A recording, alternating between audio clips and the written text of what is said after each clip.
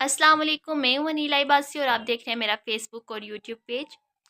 सारा केस का आज फैसला सुना दिया गया। 10 साला सारा के साथ सके बाप और सौतेली माँ 2 साल तक उस पर तशद्दुद करते रहे, उसे जलाते रहे, उसे काटते रहे, उसे इंसानी काटते रहे। उसके बाद उसे बहुत ज़्यादा मार जिसकी वजह से उसकी मौत हो गई।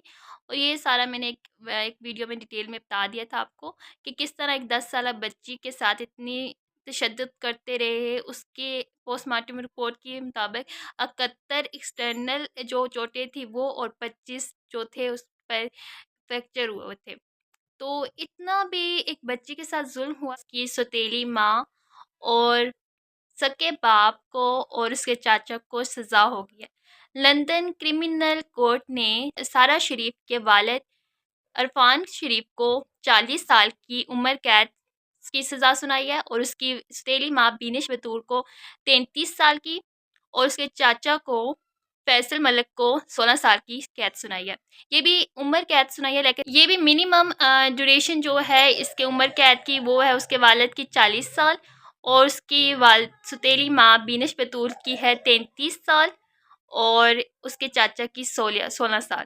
और देखें ये भी मिनिमम ड्यूरेशन है, उसके बाद भी देखा जाएगा। ये बेल के लिए अप्लाई करते हैं, उसके बाद देखा जाएगा कि आया इन्हें बेल मिलती है कि नहीं मिलती।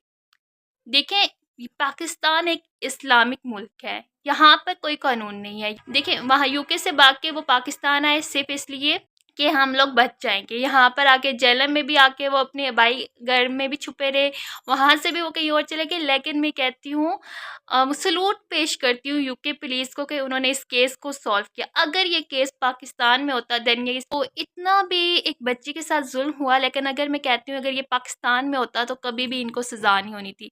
और हम मैं कहती हूँ मैं सबसे खिलाफ जिस अदारे के हूँ वो ये कोर्ट कचहरियों के हूँ। कहाँ? क्योंकि यहाँ पे चलती है रिश्वत, पैसा चलता है, इंसाफ तो यहाँ पर कुछ भी नहीं है। यहाँ पर केस लटकाए जाते हैं, 6-6 7-7 साल तक केस को लटकाया जाता है जस्ट अपने फीसेस के लिए। और यहाँ तक कि किसी को इंसाफ नहीं मिलता। पाकिस्तान में सोशल मीडिया पर सबको पता है कि ज़ारा केस जो सियालकोट में हुआ था वो सबके सामने है उसके कत्ल, लेकिन अभी उसी केस को गोल मटोल घुमा फिरा कर सारा केस एक ही इंसान पर डाला जा रहा है, जो कि नवीद उसका जो कज़न लाहौर से मंगवाया था उसके सर पर फेंक रहे हैं। लेकिन मैं कहती हूँ देखिए, वहाँ पर वो मुस्लिम कंट्री नहीं है यूके। उन्होंने एक उनके सिटी उनकी कंट्री में क्राइम हुआ, उन्होंने पाकिस्तान से उस क्रिमिनल्स जो उन्हें फैमिली को मंगवा के उन्हें सज़ा दी। और विद इन 1 साल के अंदर 2023 10 अगस्त को ये वाक़या हुआ था। 8 अगस्त को उन्होंने सारा का कत्ल किया और 9 को भाग गए थे पाकिस्तान और 10 को वो वहाँ से वापस उन्हें कॉल की थी।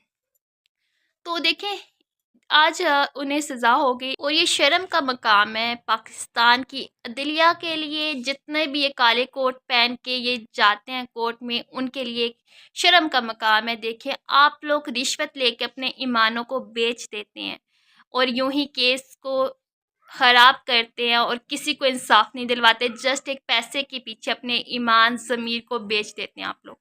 और यहाँ पर देखें किस तरह एक बच्ची को उसके उसके कातलों को उसकी सज़ा मिली है। ये केस लंदन में सबसे पहला ऐसा केस था जज के मुताबिक कि इतना अजीब केस था कि 10 साला बच्ची पर इतनी ज़्यादती क्यों की गई। आखिरकार उन्होंने ये केस सॉल्व किया। अगर होते पाकिस्तान में, अगर पाकिस्तान में ये होता ना ये केस, कब का वो इज़्ज़त बाइज़्ज़त बरी हो जाना था उन्होंने।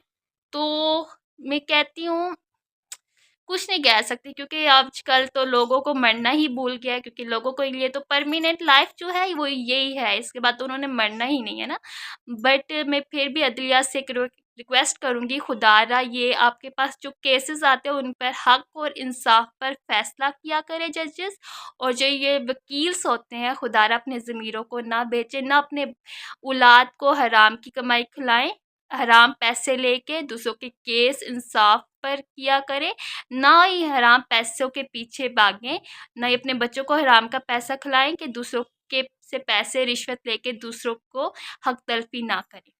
क्योंकि मेरे साथ खुद बीती हुई है। मैं 5-6 साल तक मैं जो है केसेस करती रहेगी, लेकिन आज तक मुझे इंसाफ नहीं मिला। क्यों नहीं मिला? क्योंकि पैसा और पावर चल रहा है, इसलिए मैं सबसे ज़्यादा अगेंस्ट हूँ ये अदलिया के निज़ाम के।